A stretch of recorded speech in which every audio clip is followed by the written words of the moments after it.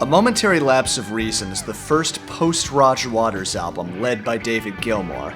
Before this series, I think I only really listened through this CD once or twice years ago. I know most of these songs better from the live album A Delicate Sound of Thunder, and I gotta say, having heard from people who were involved in the tour has given me even greater appreciation for those specific renditions.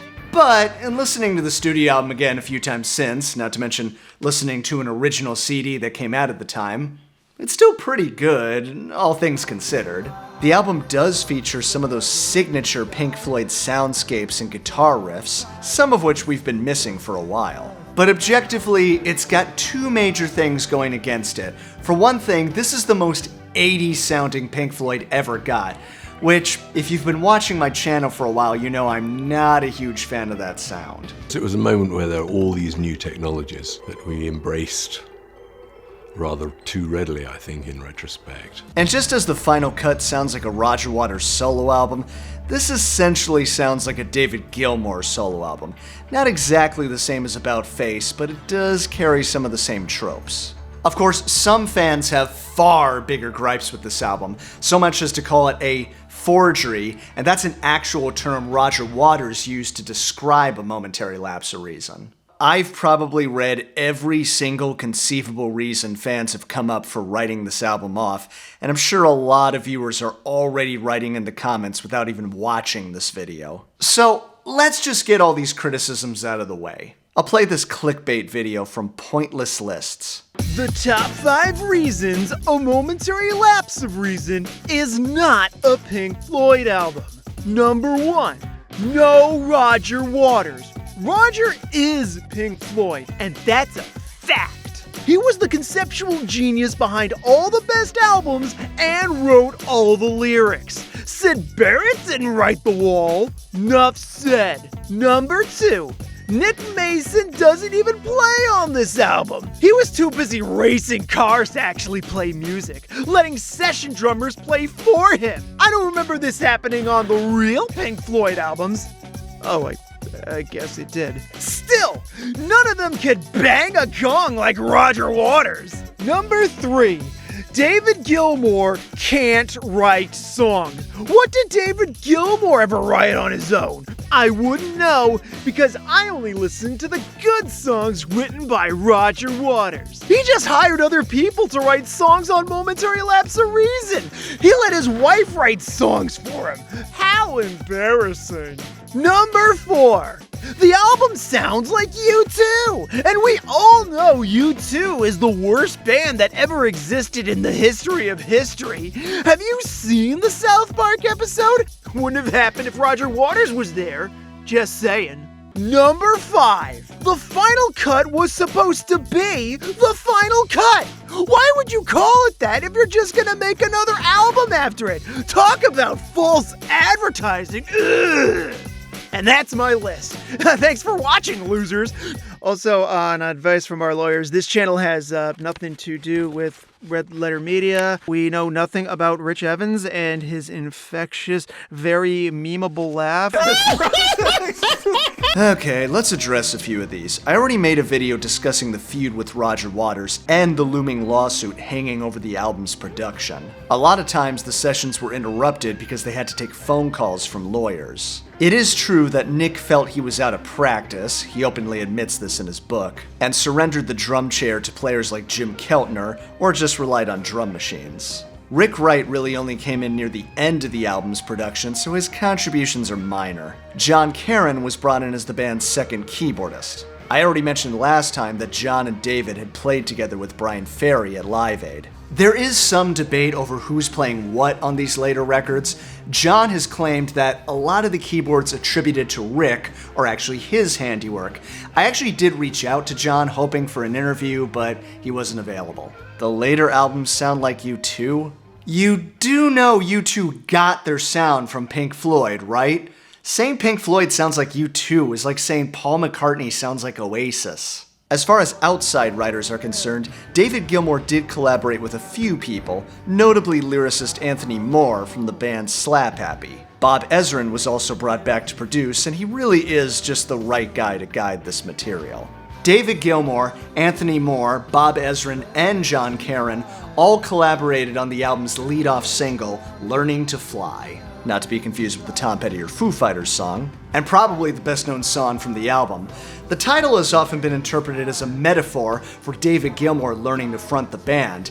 In actuality, it's literally about David Gilmour getting his pilot's license. I even confirmed this with touring members Scott Page, Machan Taylor, and Durga McBroom. Wasn't there a time when David actually flew the plane? Oh yeah, they invited him up and he went up and he sat in the cabin. And he was actually flying the plane. I remember the plane went boom, boom, boom. We were through Europe. He was getting his pilot's license. So he had a pilot training him and had a plane, and we'd fly commercial most of the time, and then he'd take his little plane and he was getting hours. He was putting his hours and stuff. He really was learning to fly. So I'm on tour now, so I'm going to learn to fly. We like playing with aeroplanes, yes. The toys get bigger. I do like the song. It's got a memorable melody, good harmonies, biting guitar licks, and a signature Floydian interlude with Nick Mason's voice acting as air control. It's a combination of sort of magic and science. Kinda similar to Astronomy Domine on Piper. But I admittedly have a hard time with the dated 80s production, especially on David's vocal. Like I said, it sounds much better live. There was an attempt to tone down the 80s textures on the 2019 remix album while highlighting unused tracks of Rick's keyboards and more percussion contributions from Nick, but I don't see that it improved the album all that much. Still, Learning to Fly got heavy airplay on MTV, with the video being directed by their longtime visual collaborator Storm Thurgeson. The landscapes are gorgeously shot and it would earn the band a VMA. Likewise, Storm would design the album's cover, his first in a decade. It depicts a long stretch of beds on a beach, inspired by a lyric from yet another movie. A vision of empty beds, and thought that a whole lot of beds would be so insane as to qualify as a momentary lapse of reason. The microlight is there for learning to fly. The dogs are there in the flesh for dogs. And then there was a French maid. I'm trying to work out why the French maid was there. To debunk another myth, David did still take an active role in the writing process. In fact, one of the album's best-known songs, Sorrow, was written entirely by David, and in fact is one of the rare times he actually wrote the words before the music. They just flowed out from nowhere in one of those great serendipitous moments that you recognize later as having been very valuable. The lyrics seem to borrow ideas from John Steinbeck's Grapes of Wrath, written during the Great Depression. A lot of fans have interpreted the lyrics to be an environmental message, which I like. It also features one of Dave's most innovative guitar sounds, played on a Steinberger of all things. I think it was smart of David to showcase his guitar playing quite heavily on this record because, well, that's what he does best. I think he's well aware that he doesn't have Roger's knack for crafting lyrics, so even if you come across a song that's not really doing it for you, you can at least go, wow, that's a great guitar solo. Anyway, let's start from the beginning. Andy Jackson would be their engineer, and at least a portion of the album would be produced on David's houseboat-turned-studio, the Astoria. In fact, it was the sound of the river that inspired the first song, Signs of Life. It's unsurprising that idea came into our heads, really. Followed by synth soundscapes that sound like something out of a Brian Eno record. That's Nick's voice adding to the atmosphere, and near the end we hear Dave's guitar echoed by a synthesizer. I think it's Rick, but I can't confirm it. Part of it was actually recorded 10 years ago. Starting the album with soundscapes and Dave's guitar would become a recurring overture during the later Floyd era, much like the opening to Wish You Were Here. I've always been kinda disappointed that it doesn't directly segue into Learning to Fly. Maybe they just wanted it to stand on its own as a single or an MTV video, and considering there's not much of a concept holding these songs together, I guess it makes sense. The third track is a bluesy number called Dogs of War. Unlike the final cut, which is very specific and cerebral, Anthony Moore's words are more universal with the inevitable nature of war. Kinda reminds me of Black Sabbath's War Pigs. To be honest, this is one instance where I think Roger Waters' input could have benefited the subject matter, given a little more bite to it. But it does lead to a pretty cool jam with Vanilla Fudge drummer Carmine Appice, King Crimson bassist Tony Levin, and Scott Page blowing the sax solo, who told me all about it. I was playing with Supertramp at the time, and Dave came and did a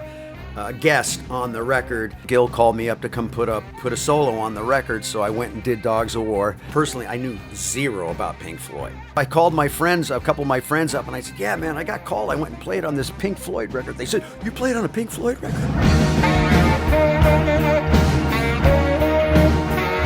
One Slip is next, co-written by Roxy Music guitarist Phil Manzanera. The opening alarms remind me of Time, and we got Nick reprising his role on percussion. This might be the poppiest Pink Floyd ever got, sounding closest to something like Blue Light on Dave's About Face album. The lyrics tell the story of a hookup that leads to an unplanned pregnancy and is referred to as a momentary lapse of reason, hence the title of the record. Up to this point in the track listing, while I like these songs for what they are, there's nothing that stands out to me in comparison to Pink Floyd's best works, but we do finally come to a great song. On the Turning Away. If there was any doubt in anyone's mind that Pink Floyd could produce something worthwhile without Roger Waters, this song should change your minds. First of all, David's vocal is gorgeous here.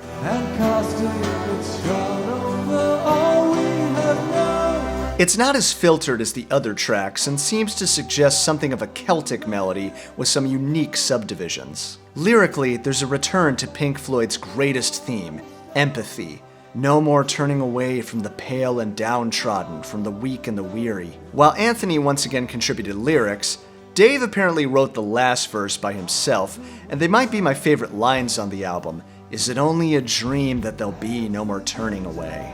Kinda reminds me of Imagine by John Lennon. The production is more organic, it builds upon itself, and during the song's first break, we get that understated B3 organ by Rick.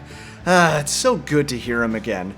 Apparently he had tracked a synth solo, but it ultimately wasn't used. And it's not on the 2019 version either. And then for the final vamp, Dave turns up his guitar and plays another one of his trademark guitar solos, like he's screaming out for the one suffering. On the Turning Away makes A Momentary Lapse of Reason worth listening to. My only issue, it's not as good as the live version. As expected, the album starts to lose steam after such a powerful number. Yet Another Movie was co-written with Patrick Leonard, known for his work with Madonna. This one doesn't leave me with as much impact. The concept seems underwhelming after Turning Away, and it just continues that overblown 80s atmosphere. Round and Around is a short interlude that follows. And then another, A New Machine, featuring David's voice being fed through a vocoder. This is split into two parts which bookend an instrumental called Terminal Frost, which definitely has a Tears for Fears vibe to it. I do like Terminal Frost, and it's nice to hear another instrumental with soundscapes after so long. It just sounds more a product of its time rather than one of their innovative musical explorations from the 70s. I also don't really get how the New Machine Terminal Frost suite is all supposed to tie together, if it's even supposed to. One thing that does tie some themes together is the turnaround in Sorrow, the lyric One World reprising the hook from Dogs of War, and the river roll returning to the imagery from Signs of Life. I guess you can view the concept of the album as sort of a dark coming-of-age story. The optimism of learning to fly slowly being corrupted through the Dogs of War, the turning away, sorrow, and how the river that once showed signs of life is now an oily river of death. But that's just my own interpretation. Honestly, if you were to tell me we're going to listen to a Pink Floyd album from 1987, the first without Roger Waters, and it was made while he was suing them, this is pretty much what I would expect. It's certainly nowhere near the genius of Dark Side or Wish You Were Here or even The Wall, but compared to a lot of albums from the late 80s, it's got some creativity, it's competently produced, and David Gilmour has some great guitar work throughout. As much as fans complain about the lyrics, they do have some weight to them. Maybe not the same as Hanging On in Quiet Desperation as The English Way, but I do appreciate that they're touching on themes of war profiteering, environmentalism, and helping your fellow man. I know what a bunch of you are thinking. What did Roger Waters think of A Momentary Lapse of Reason? Honestly, most of those criticisms from that list are direct quotes from him. Though Rick actually felt Roger's criticisms were fair, that it wasn't so much a collaboration like their earlier work. In a later interview, Roger did admit there were some musical moments that might have been made stronger with his lyrical input, and maybe on some songs I can see that. But it would have been a very different album. I'm not so sure I would have wanted to hear the Radio Chaos story with the same music as Learning to Fly and On the Turning Away. But you know, hypotheticals are always a tricky thing. And even without Roger, it didn't stop this album from outselling its predecessor. The new Pink Floyd album, A Momentary Lapse of Reason, is climbing Billboard's charts fast. Momentary Lapse of Reason gets a spotted fish from me. On the Turning Away is definitely my essential track. And vocalist Machan Taylor highlighted the song as well. I mean, I love On the Turning Away.